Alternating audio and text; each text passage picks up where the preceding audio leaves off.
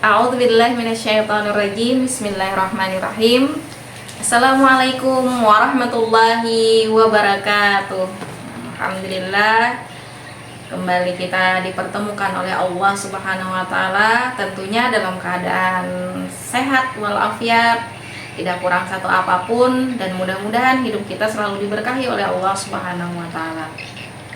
Salawat serta salam juga tidak lupa selalu kita curahkan kepada junjungan kita Nabi besar Muhammad SAW, serta karib kerabat beliau, pengikut beliau hingga akhir zaman ila yaumil qiyamah. Alhamdulillah, kita hari ini kembali belajar tentang materi pembelajaran akidah akhlak kelas 10, yaitu tujuan pembelajaran kita atau materi kita adalah tentang mengenai masalah taubat. Diharapkan untuk kompetensi dasar, siswa diharapkan mampu memahami, menganalisis tentang masalah apa itu pengertian taubat, bagaimana kita cara-caranya bertobat, dan syarat-syarat taubat itu seperti apa.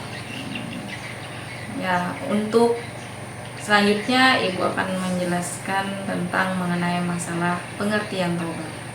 Anak-anakku sekalian yang berbahagia, taubat di sini berasal dari bahasa Arab, berakar dari kata taba, yatubu, taubatan, yang artinya adalah kembali.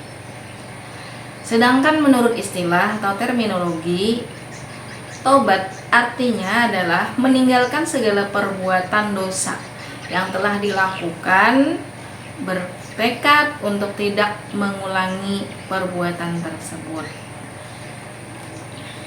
Dalil tentang taubat dijelaskan dalam Quran surah Al-Baqarah ayat 222 yang bunyinya, A'udzubillahi minasyaitonirrajim. Bismillahirrahmanirrahim. Innallaha yuhibbut tawwabina wa yuhibbul mutatahhirin. Yang artinya, sesungguhnya Allah menyukai orang yang bertobat atau kembali kepada Allah dan menyukai orang yang menyucikan diri. Jadi dalam ayat ini sudah jelas Allah sangat mencintai, menyukai, meridai orang yang selalu bertobat meskipun dia melakukan dosa sebesar apapun kecuali dosa syirik, pasti akan diampuni Allah Subhanahu wa taala. Anak-anakku sekalian yang tentunya selalu berbahagia dan selalu semangat dalam belajar, kita lanjutkan ke tujuan, untuk bagaimana tujuan kita dalam bertobat kepada Allah Subhanahu wa taala. Yang pertama, tujuan kita adalah memelihara diri kita agar suci dari dosa.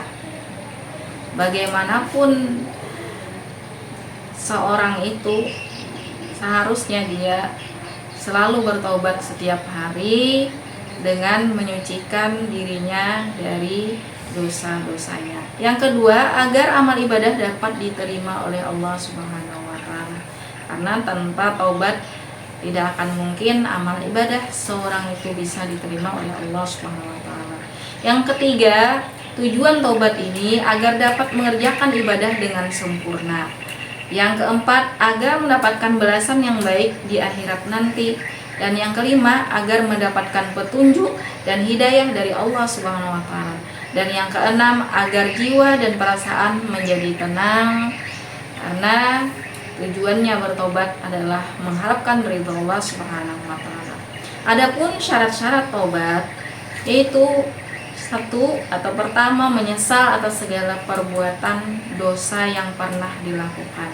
Jadi syarat yang paling utama, dia selaku seorang hamba Allah selalu menyesali atas segala perbuatan dosanya, meskipun dosa yang diperbuatnya itu kecil, tetapi dia harus menyesali bahwa dosa itu adalah yang menghambat kebaikan-kebaikan yang akan datang di dalam dirinya. Kemudian yang kedua, mensucikan diri dari perbuatan maksiat yang sudah dilakukan. Jadi syarat orang bertobat itu harus dirinya itu disucikan dari perbuatan maksiat yang sudah dilakukan. Berarti dia tidak akan lagi melakukan maksiat tersebut apabila dia sudah bertobat, karena itu adalah salah satu syarat taubat. Yang ketiga, karena tidak ada artinya bertobat jika dosa masih terus dikerjakan. Meskipun dosa itu kecil, sekecil apapun dosa itu, kalau terus-menerus dikerjakan, maka itu tandanya tidak bertobat. Dan yang selanjutnya adalah bertekad dengan sungguh-sungguh atau disebut juga dengan berazam, bahwa tidak akan mengulangi. Berazam kepada Allah, berjanji kepada Allah agar dia tidak mengulangi perbuatan dosa tersebut. Anak-anak ibu sekalian yang selalu berbahagia dan selalu semangat, yaitu kita lanjutkan tentang masalah syarat diterimanya taubat. Syarat diterimanya taubat, yang pertama kita harus mengikhlaskan. Ikhlas artinya taubat pelaku dosa harus ikhlas semata-mata karena Allah, bukan karena orang lain. Jadi dia bertobat kembali kepada Allah murni karena Allah, bukan karena diperintah oleh orang lain, bukan karena si A atau si B atau apapun itu, tetapi murni karena Allah. Yang kedua, menyesali dosa yang telah diperbuatnya. Nah, jadi seorang yang pasti atau syaratnya diterima taubatnya adalah dia menyesali dosa yang telah diperbuatnya. Yang ketiga, meninggalkan sama sekali maksiat yang telah dilakukannya. Yang keempat, tidak mengulangi, artinya seorang muslim harus bertekad tidak mengulangi perbuatan dosa tersebut. Yang kelima, beristighfar, yaitu memohon ampun kepada Allah dengan memperbanyak istighfar, karena Rasulullah yang dijaga dari dosa pun setiap hari tidak kurang dari 100 kali dalam beristighfar.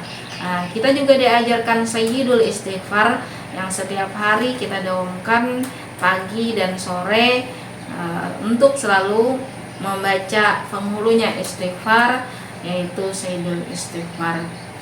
Yang keenam, memenuhi hak bagi orang-orang yang berhak atau mereka melepaskan haknya. Di sini dosa terkait dengan sesama makhluk. Kalau dosa terkait dengan sesama makhluk, maka dia wajib minta halal, minta ridha kepada orang yang pernah dizaliminya. Jadi di sini beban dosa terhadap sesama makhluk itu lebih besar lagi.